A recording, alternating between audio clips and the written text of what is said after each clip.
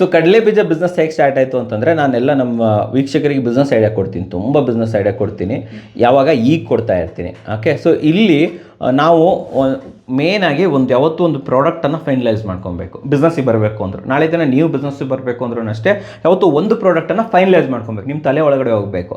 Second one, ಅದನ್ನು ನಾವು manufacturing ಯಾವ ಥರ ಮಾಡೋದು, ಹೀಗೆ ರೆಡಿ ಮಾಡೋದು, ಅದನ್ನು ಸಾಲ್ವ್ ಮಾಡ್ಕೊಬೇಕು.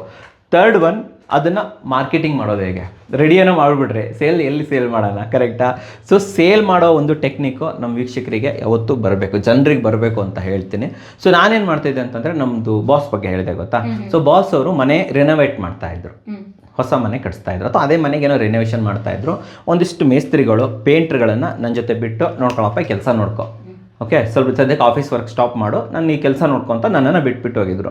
ನಾನು ದಿನ ಮಧ್ಯಾಹ್ನ ಊಟಕ್ಕೆ ಹೋಗೋದು ಬರೋದು, ಸಂಜೆ ಮೇಲೆ ವಾಪಸ್ ಬರ್ತಾಯಿದ್ದೆ. ಬರಬೇಕಾದ್ರೆ ಒಂದು ಅಂಗಡಿಯಲ್ಲಿ ಕಡಲೆಬೀಜ ಸಿಗ್ತಾಯಿತ್ತು, ಹುರಿದಿರೋ ಕಡಲೆಬೀಜ, ಸರ್ ಡಿಫ್ರೆಂಟ್ ಕೈಂಡ್ ಆಫ್ ಕಡಲೆಬೀಜ. ಬರ್ತಾ ಹಾಗೆ 2 ಪ್ಯಾಕೆಟ್ ತೊಗೊಂಬಂದ್ಬಿಟ್ಟು ಕೂತ್ಕೊಂಡು ತಿಂತಾ ಇರ್ತಿದ್ದೆ. ಜನ ಎಲ್ಲ ಕೆಲಸ ಮಾಡ್ತಾ ಇರ್ತಿದ್ರು, ಅವ್ರ ಹತ್ರ ಕೆಲಸ ಮಾಡಿಸ್ತಾ ಇರ್ತಿದ್ದೆ. 1 ದಿನ ಸಿಕ್ತು, 2 ದಿನ ಸಿಕ್ತು, 3ನೇ ದಿನ ಬಂದಾಗ ಕಡಲೆಬೀಜ ಇಲ್ಲ ಆ ಅಂಗಡಿಲಿ.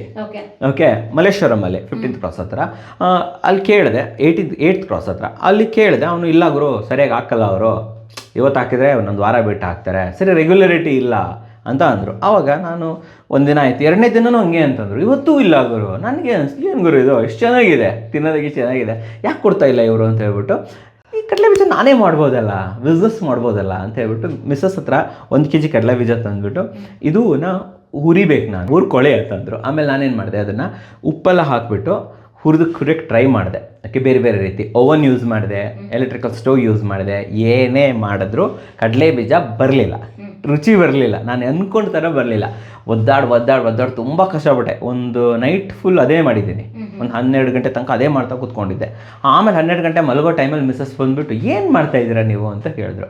ನೋಡೇ ಒಂದು ಕಡಲೆಬೀಜ ತಿನ್ಕೊಂಬಂದೆ, ತುಂಬ ಉಪ್ಪಾಗಿ ಚೆನ್ನಾಗಿರ್ತದೆ. ಆ್ಯಕ್ಚುಲಿ ನೀವು ತಿಂದಿರ್ತೀರ, ರೋಡ್ ಮೇಲೆಲ್ಲ ತಿಂದಿರ್ತೀರಲ್ಲ, ಸಖತ್ ಟೇಸ್ಟ್ ಇತ್ತು. ಈ ಥರ ಬರಬೇಕು, ಬಡವರ ಬಾದಾಮಿ. ಸೊ ಇದು ಮಾಡಬೇಕು, ಅಚೀವ್ ಮಾಡೋಕ್ಕಾಗತ್ತಾ ಅಂತಂದರೆ, ಸರಿ ನಾನು ಟ್ರೈ ಮಾಡ್ತೀನಿ ಅಂತ ಹೇಳ್ಬಿಟ್ಟು ಅವ್ರು ಏನು ಹೇಳಿದ್ರು ಗೊತ್ತಾ, ಮರಳು ತೊಗೊಂಬನ್ನಿ ಇಲ್ಲಿಂದರು ಅಂತ ಅಂದರು. ಕೆಳಗಡೆ ಮರಳಿತ್ತು, ಆ್ಯಕ್ಚುಲಿ ಬಿಲ್ಡಿಂಗ್ ಇಲ್ಲಲ್ಲ, ಬೇರೆ ಕಡೆ ನಾವು ಕ್ವಾರ್ಟರ್ಸ್ ಅಂತ ಹೇಳಿದ್ದೆ ಗೊತ್ತಾ ನಿಮಗೆ. ಸೊ ಅಲ್ಲಿ ಮರಳಿತ್ತು, ಮರಳು ತೊಗೊಬಂದು ಒಂದು ಬರಣಿಲಿ ಹಾಕಿಬಿಟ್ಟು ಅದಕ್ಕೆ ಸಾಲ್ಟ್ ಹಾಕಿ, ಅದಕ್ಕೆ ಉಪ್ಪು, ಇದನ್ನು ಕಡಲೆಬೀಜ ಹಾಕಿಬಿಟ್ಟು ನೀಟಾಗಿ ಹುರಿದು, ಆಮೇಲೆ ಕಡಲೆಬೀಜನ ಅದರಿಂದ ಸಪ್ರೇಟ್ ಮಾಡಿ ಕೈಗೆ ಕೊಟ್ಟರು, ತಿನ್ನಿ ಇವಾಗ ಅಂತ. So then it happen. ಇದು ಮೇಡಮ್ ಒಂದು ಯುರೇಕಾ